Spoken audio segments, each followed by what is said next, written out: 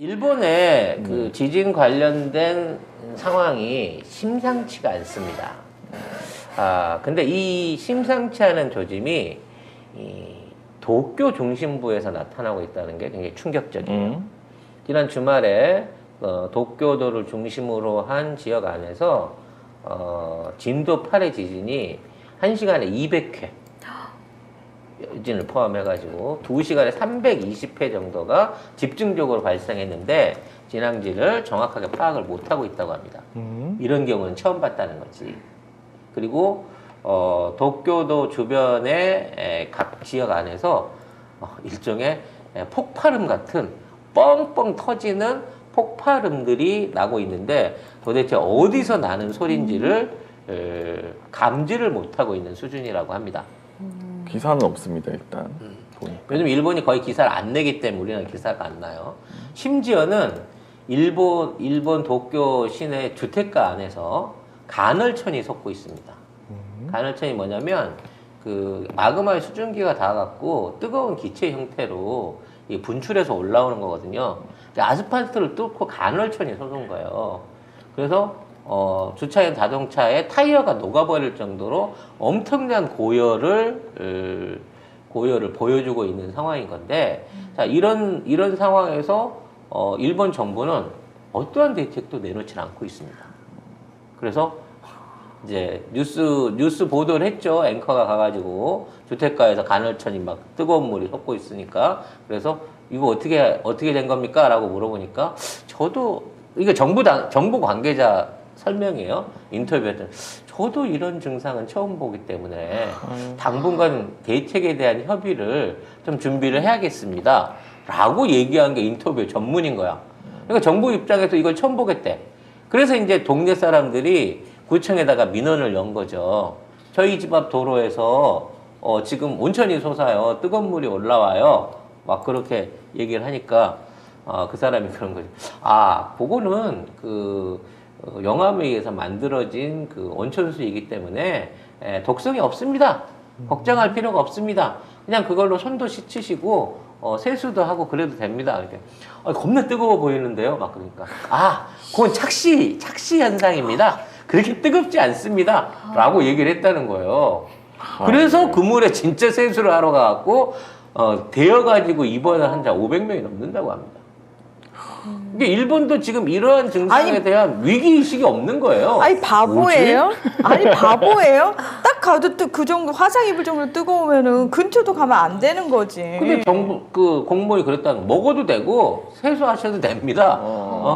위험하다고 생각하실 필요 없어요. 그렇게 안 뜨거워요. 착시예요. 이게 공식적으로 얘네들이 이렇게 얘기를 했다는 거예요. 그러니까 이런 미증유의 현상들이 도쿄 도심에서 일어나고 있다는 거죠. 이거 이제 우리가 얘기했던 수도 직하 지진이 임박했다는 얘기입니다. 마그마가 진짜 일본 도쿄 밑에 와 있다는 거죠. 도쿄구를 중심으로 해서 살고 있는 인구가 3,700만입니다. 거기 거주하고 있는 인구가.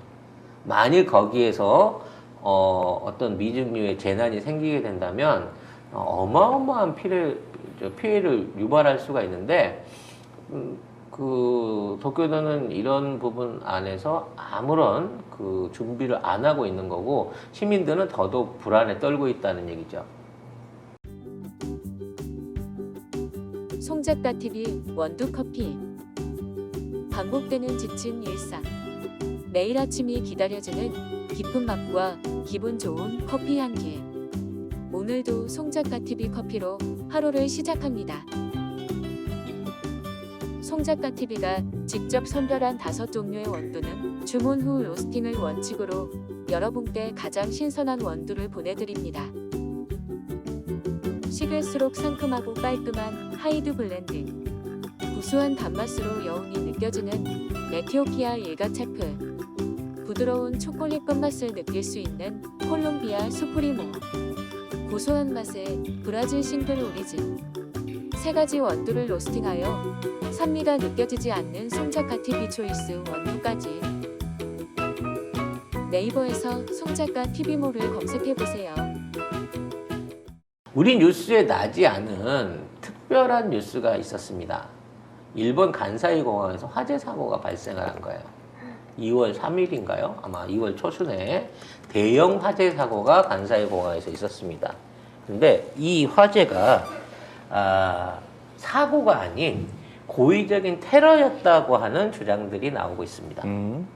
공항 지하 시설물에 있는 수소 탱크를 누군가 고의로 파손하고 그거에다가 불을 붙여가지고 활주로를 비롯한 공항 내부 시설들이 한꺼번에 확 불이 나갖고 타버린 사고가 간사이 공항에서 있었다는 거죠. 문제는 이러한 사고를 낸 가운데에 이게 왜 사고가 났는지, 심지어는 공항 관계자들도 공항 시설 지하에 왜 수소 탱크가 있는지를 모르고 있었다는 겁니다. 그렇기 때문에 화재 원인뿐만 아니라 화재를 어떤 방식으로 처리해야 될지를 몰라가지고 주기해두었던 비행기 엔진이 불타거나 활주로 전체에 불이 번지는 이와 같은 사고가 있었다는 거죠. 하지만 더 충격적인 것은 이 사고가 단순한 안전사고 이런 게 아니라 고의적인 테러로 이거를 일으킨 세력들이 따로 있었다는 겁니다. 이 세력들이 공식 발표를 했거든요. 이 세력들이 뭐냐? 일본의 민간단체로서 한국으로의 무상 이주를 원하는 시민의 모임이랍니다. 한국으로요? 딱 집어서 한국으로. 왜? 그래서 얘네들이 뭐야 그게? 지금 일본 정부가 불안하고 지진이나 이런 거에 대한 아무런 대비가 안 되니까 일본 정부의 돈으로 한국으로 이주해서 영주권을 받고 살 수 있도록 조치를 취해라 라고 요구하는 일본의 민간단체들이 수백 개가 지금 연합을 하고 있는 상황이라는 거예요. 그래서 그러한 요구를 들어달라는 조건으로 이 시설에 대한 테러를 했다라는 얘기가 나오고 있습니다. 그래서 도쿄 도지사가, 고이케 도지사가 여러분 이러지 마세요. 한국 이주의 문제는 도쿄도가 해결할 수 있는 부분이 아니라 국제 외교적으로 문제가 되시니까 이런 식의 테러를 한다고 해도 이걸 해결할 수가 없습니다라는 성명 발표까지 했어요. 근데 놀라운 건 이 뉴스가 났는데 일본의 메이저 언론이나 이런 데서 이 부분에 대한 위험성을 전혀 다루지 않는 데다가 심지어 댓글에 이러한 부분에 대한 인터넷 댓글에 거봐 이 모든 게 다 한국 탓이니까 한국 쪽에서 성의 있는 태도를 좀 보여줘야지 우리 일본인들이 한국으로 갈 수 있게끔 한국에서 좀 더 선제적인 조치를 해줘야지 우리가 가서 살면 한국도 도움되고 좋은 일 아니야? 이런 댓글들을 쓰고 있는 미친놈들이 늘어나고 있다는 거예요. 뭐지? 근데 이게 농담 같으시죠? 도대체 이해할 수가 없네. 아무것도 이해할 수가 없네. 그러니까 일본의 애들이 민도가 미쳐가고 있는 거예요 지금. 그리고 이러한 테러 짓거리들을 하고 있는데 정부가 방조를 하고 있는 거나 마찬가지인 거고 더군 이 테러 행위에 대해서 심지어 국가적인 차원에서 이런 걸 하면 안 됩니다라는 얘기를 하기 이전에 시민들 스스로가 그래 이건 다 한국 때문이야. 아니 도대체 우리가 지진을 일으켰어 무슨 심지어 이런 얘기도 있더라고. 한국이 독도 주변에서 군사훈련을 한다는 핑계로 지하에서 폭발 실험을 해갖고 지진이 난다. 뭐 이따위 루머를 쓰고 있는 놈들도 있고 우물에 독 탔을 때랑 똑같은 논리인 거지. 이런 식으로 한국이 책임져라. 근데 책임지는 방법이 우리가 들어가서 살 수 있게 해줘라. 이렇게까지 지금 일본이 엉망진창의 치안부재로 가고 있다는 거예요. 근데 아무런 기사가 안 나요, 일본 내부적으로. 일단 기사가 아예 없어요.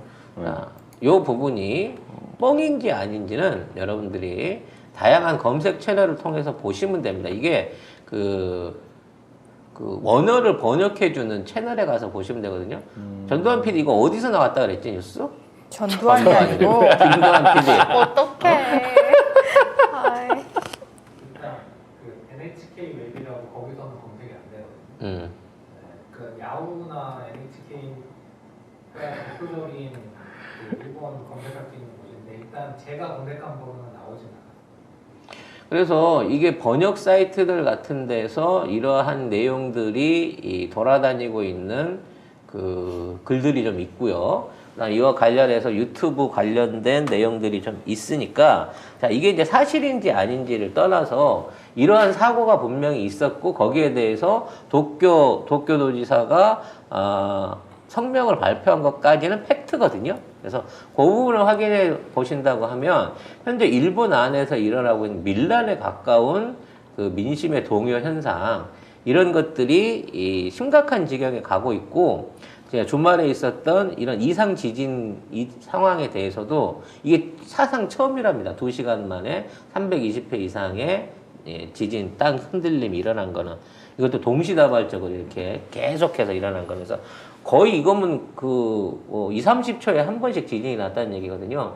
이게 앞으로 일본 지진에 어떠한 영향을 미치게 될지 관심을 갖고 좀 지켜봐야 될 것 같습니다. 근데 그러면 우리가 이제 우리도 카카오톡을 통해서 하나 퍼뜨려야겠네. 윤석열이 대통령이 되면 일본 놈들 이민 받아줄지 모른다. 헐. 한일 해저 터널 뚫어줄지 모른다. 큰일 난다 지금. 네. 일본 놈들 근데 윤석열이 이게- 대통령 되길 바라고 있다. 이게 썰이 아니라 이미 일본 애들은 거기에 대한 기대치를 되게 높게 갖고 있는 것 같아요 지금. 네. 그래. 뭐 어쨌든 이런 사실을 좀 알릴 필요가 있고 착각은 자유니까 뭐 죄 지은 애들은 거기서 업보받아서 뒤져야지. 난 누구라고 얘기하진 않았어. 네. 아무튼 우리나라에도 급살 맞을 애들 꽤 있거든. 일본의 심상치 않은 재난 단계 저희가 이제 방송에서 지난 10월 때부터 이제 3월 달에 그 시기가 온다라는 방송을 몇 번을 제가 해드렸거든요.